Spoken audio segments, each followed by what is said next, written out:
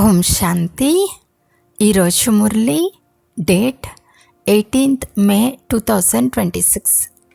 బాబా చెప్తున్నారు, మధురమైన పిల్లలు, మేము ఈశ్వర్య ఫ్యామిలీకి చెందిన వారము. మేము మా గుప్త దైవీ రాజధానిని స్థాపన చేస్తున్నాము అనే ఆత్మీక నశాలోనే ఉండండి. ప్రశ్న: పిల్లల్లో ఏ అలవాటు పక్కాగా ఉంటే రోజంతా సంతోషం స్థిరంగా ఉంటుంది?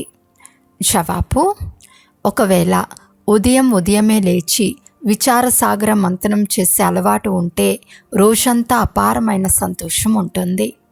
పిల్లలు అమృతవేళ లేచి మీ తండ్రితో మధురాతి మధురమైన మాటలు మాట్లాడండి అని తండ్రి శ్రీమతం ఇచ్చారు. ఇప్పుడు మేము ఏ ఫ్యామిలీకి చెందిన వారము, మా కర్తవ్యము ఏమిటి అని ఆలోచించండి.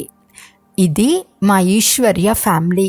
మేము మా నూతన రాజధానిని స్థాపన చేస్తున్నామని ఒకవేళ బుద్ధిలో ఉంటే పూర్తి రోజంతా స్థిరమైన సంతోషం ఉంటుంది. ఓం శాంతి. ఇది ఆత్మిక పరివారము. అవన్నీ దైహిక పరివారములని పిల్లలకు తెలుసు. ఇది ఆత్మిక పరివారము. ఇది ఆత్మిక తండ్రి యొక్క పరివారము. లౌకిక ఇంట్లో తల్లి, తండ్రి, పిల్లలు ఉంటారు. అది హద్దు పరివారం. ఇప్పుడు మీరు అనంతమైన ఫ్యామిలీకి చెందినవారు.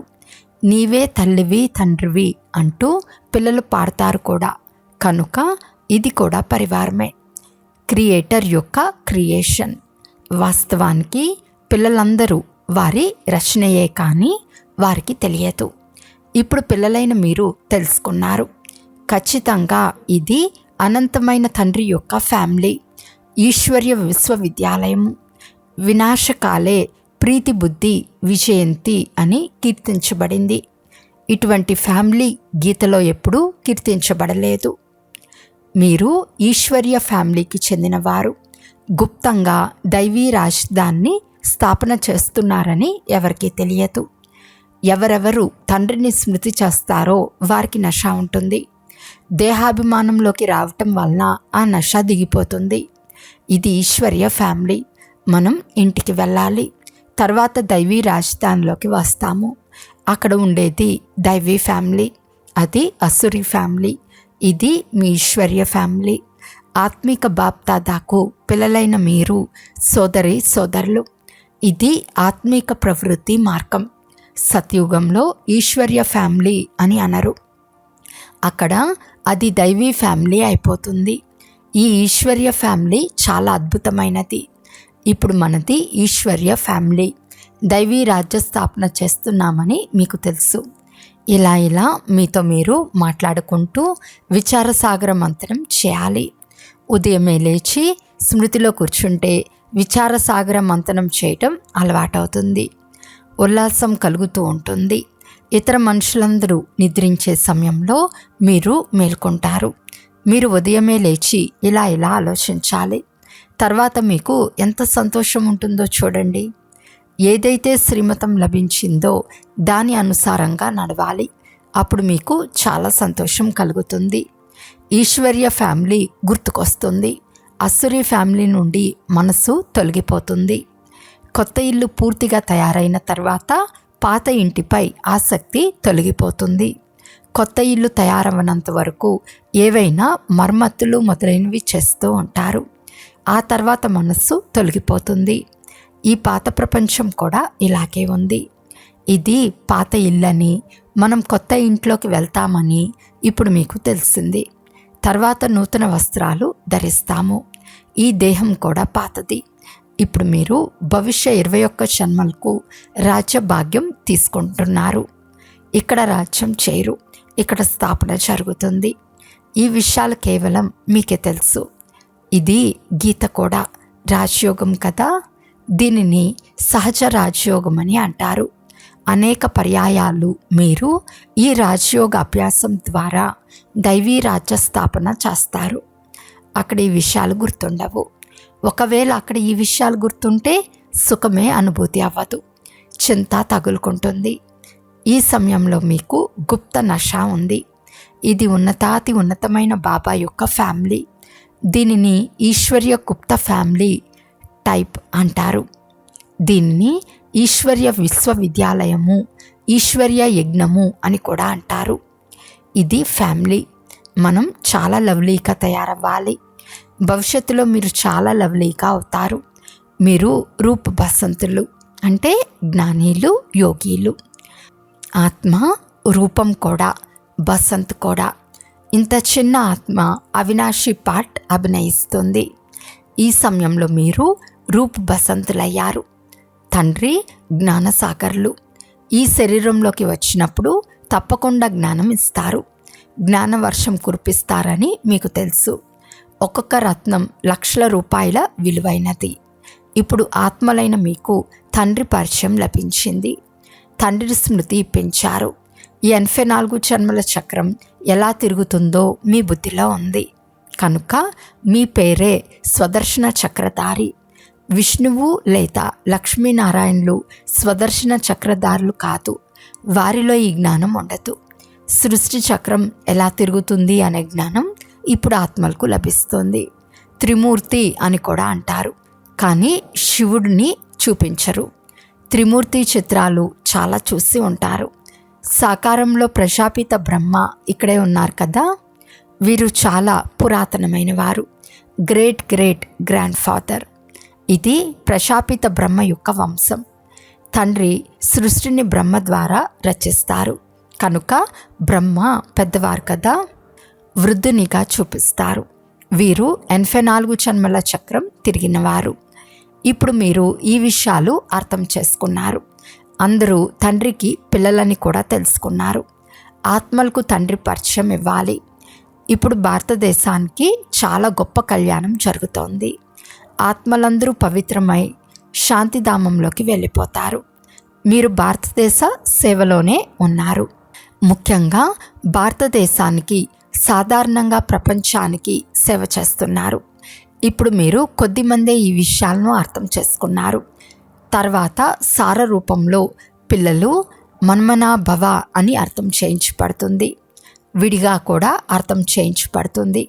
మీ వద్ద ఏది ఉన్నా దానిని దైవీ రాజధానిని స్థాపన చేయటంలో వినియోగించండి. బాపు గాంధీ ఏం చేసేవారు? వారు కూడా రామరాజ్యం కోరుకున్నారు. ఎటువంటి వండర్ఫుల్ ఆట కదా. ఇప్పుడు మీరు సాక్షిగా ఈ ఆట చూస్తారు. మీకు నవ్వొస్తుంది. ఎక్కడి విషయాలు ఎక్కడికి తీసుకువెళ్తారు? తండ్రి చెప్తున్నారు, డ్రామా అనుసారంగా ప్రపంచపు గతి చెడిపోయింది. తండ్రి వచ్చి సద్గతి చేస్తారు. పిల్లలైన మీకు నష ఎక్కింది. మీరు మొత్తం ప్రపంచానికి నిరాకార బాపూజీ. ఈ బ్రహ్మ కూడా ఎవరి సంతానము? శివ్ బాబా సంతానము. వారు ఎవరి సంతానము? ఈ మాటలు శివ్ బాబా మా బిడ్డ అని అంటారు. ఇవి శివ్ బాబా యొక్క ఆటపాటలు. పోతే సాక్షాత్కారాలలో మా యొక్క ప్రవేశత చాలా ఉంటుంది. మాలో శివ్ బాబా వస్తారని, శివ్ బాబా ఇది చెప్పారని అంటారు. ఇదంతా భూతం ప్రవేశించటం. పిల్లలైన మీరు జాగ్రత్తగా ఉండాలి. ఈ భూతం యొక్క జబ్బు ఎటువంటిది అంటే 2 ప్రపంచాల నుండి ఎగరగొట్టేస్తుంది. మేము సాక్షాత్కారం చేసుకోవాలనే ఆలోచన ఎప్పుడూ కూడా రాకూడదు. ఇవన్నీ భక్తి యొక్క ఆలోచనలు. జ్ఞాన మార్గాన్ని మంచిగా అర్థం చేసుకోవాలి. మాయ అనేక రకాలుగా మోసగిస్తుంది. సాక్షాత్కారాలు మొదలైన వాటితో ఎటువంటి ప్రయోజనము లేదు. తండ్రి చెప్తున్నారు, వీరి ద్వారా నిస్తార్థం చేయిస్తాము. తండ్రి ఆజ్ఞ, మీరు ఏ దేహదారిని గుర్తు చేసుకోరాదు. మీరు స్వయాన్ని ఆత్మగా భావించి తండ్రిని స్మృతి చేయండి. తమ కళ్యాణం కొరకు తండ్రిని స్మృతి చేయాలి. ఇది చాలా అర్థం చేసుకోవాల్సిన విషయం. బాబాకు ఏ సమాచారమైనా రాయవచ్చు. అనంతమైన తండ్రికి ఉత్తరంలో తమ క్షేమ సమాచారం రాయాలనే తెలివి కూడా చాలామంది పిల్లలకు లేదు.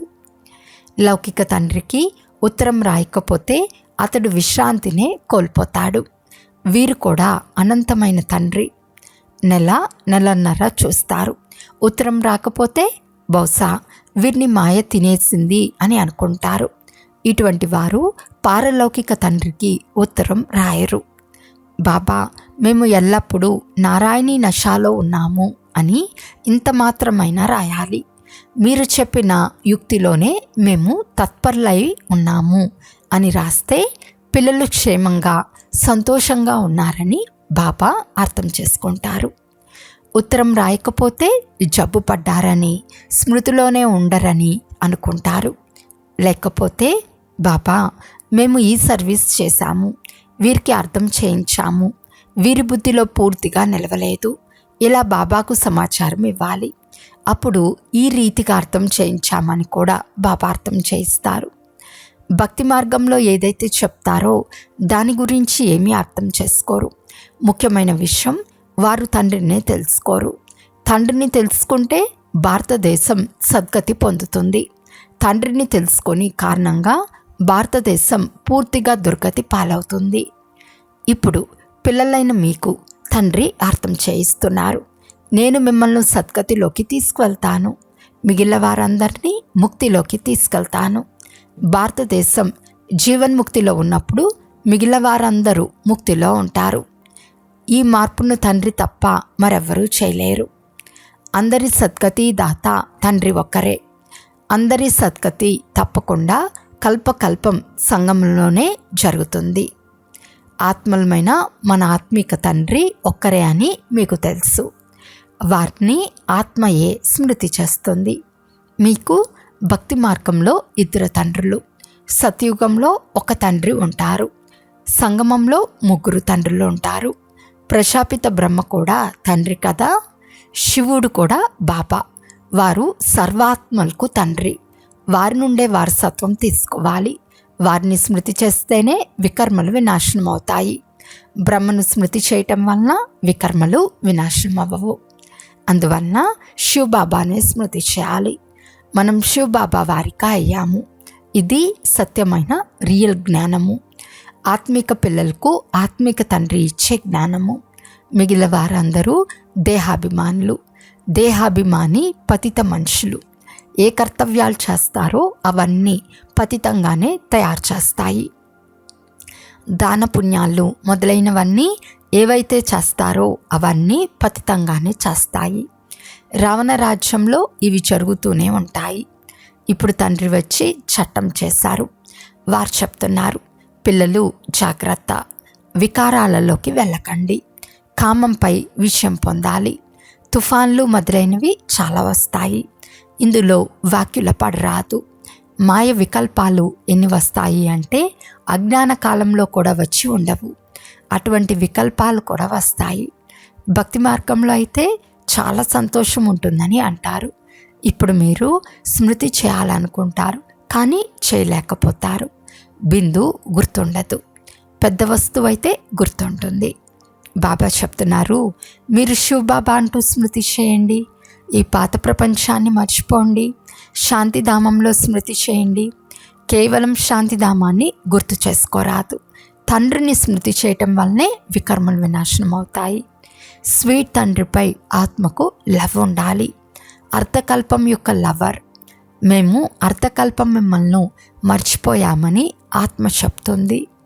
బ్రాహ్మణీలు ఇక్కడికి ఎవరినైతే తీసుకొస్తారో చాలా జాగ్రత్తగా నిశ్చయబుద్ధి కలవారినే తీసుకురావాలి. ఒకవేళ ఇక్కడికి వచ్చి వెళ్ళిన తర్వాత పతితమైపోతే దండన బ్రాహ్మణికి పడుతుంది. కనుక బ్రాహ్మణి మీద చాలా బాధ్యత ఉంది. బాబా ఈ రథాన్ని తీసుకున్నారు. వీరు అన్ని విషయాల్లో అనుభవం గలవారు. ఇక్కడ మురికి విషయం ఏదీ లేదు. పరస్పరం నవ్వుకోవటం, ఆడుకోవటం, మాట్లాడుకోవటం వీటిని ఎవరు కాదనరు. పోతే ఏ ఆత్మతోనైనా కొద్దిగా ప్రేమ కలిగినా తర్వాత చాలా పెరుగుతూ పోతుంది. వారు గుర్తొస్తూ ఉంటారు. కనుక దీని నుండి కూడా అతీతంగా వెళ్ళాలి. ఇప్పుడు మీరు ఇంట్లో కూర్చున్నారా లేక సత్యుగంలో కూర్చున్నారా? ఇంట్లో కూర్చున్నాము. తండ్రి పిల్లలను ఇంట్లో చదివిస్తారు. ఇది మీ అందరి ఇల్లు. ఇక్కడి నుండి బయటికి వెళ్తే ఎలా అనరు. ఇక్కడ చాలా మంచి నష ఉంటుంది. దేహాభిమానాన్ని వదిలిపెట్టాలి. దేహి అభిమానికి అయినట్లయితే జాతి, తెగ ఈ భేదాలన్నీ తొలగిపోతాయి. పాత ప్రపంచం తమో ప్రధానంగా ఉంది. అందులో భేదభావం ఇంకా పెరిగిపోతూ ఉంటుంది. తర్వాత సత్యుగంలో ఒకే భాష ఉంటుంది, ఏ భేదభావము ఉండదు. అచ్చా, మధురాతి మధురమైన అపురూపమైన పిల్లలకు మాతాపిత బాప్తాతాల ప్రియ స్మృతులు మరియు గుడ్ మార్నింగ్.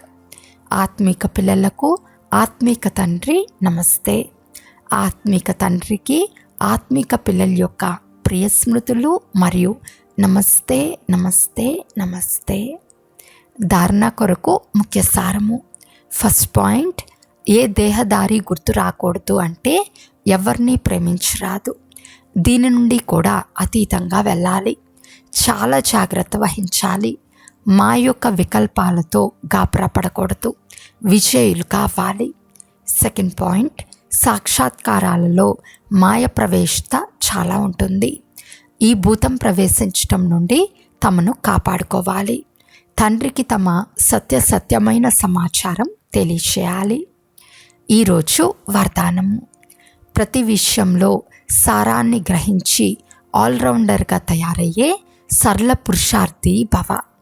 ఏ విషయాన్ని చూస్తున్నా వింటున్నా దాని సారాన్ని అర్థం చేసుకోండి. ఏ మాట మాట్లాడినా ఏ కర్మ చేసినా అందులో సారం నిండి ఉండాలి. అప్పుడు పురుషార్థం సరళమైపోతుంది. ఇటువంటి సరళ పురుషార్థి అన్ని విషయాల్లో ఆల్రౌండ్గా ఉంటారు. వారిలో ఏ లోపము కనిపించదు. ఏ విషయంలోనూ ధైర్యం తగ్గదు. మేము ఇది చేయలేము అనే మాట వారి నోటి నుండి వెలువడదు. ఇటువంటి సరళ పురుషార్థి స్వయం కూడా సరళ చిత్తులుగా ఉంటారు. ఇతరులను కూడా సరళ చిత్తులుగా చేస్తారు. స్లోగన్: సాధనాలు ఉపయోగిస్తూ వాటి ప్రభావం నుండి అతీతంగా తండ్రికి ప్రియమైన వారిగా తయారవ్వండి. అవ్యక్త సూచన: సదా అచంచలమైన స్థిరమైన ఏకరస స్థితిని అనుభవం చేయండి. ఏకరస స్థితిని తయారు చేసుకునేందుకు ఒకరిని తప్ప ఇంకేది చూస్తున్నా చూడకండి. ఏవైతే చూస్తున్నారో ఆ వస్తువులేవి ఉండవు. ఏ దృశ్యాన్ని చూస్తున్నా ఎందుకు, ఏమిటి అనే ప్రశ్నలు ఉత్పన్నమవ్వవు. అప్పుడే ఏకరసంగా స్థిరంగా ఉండగలరు. ఇవే వ్యర్థ సంకల్పాల అలజడికి కారణము. ఈ క్యూ సమాప్తమైన తర్వాతే సంపూర్ణత వస్తుంది. అచ్చా, ఓం శాంతి.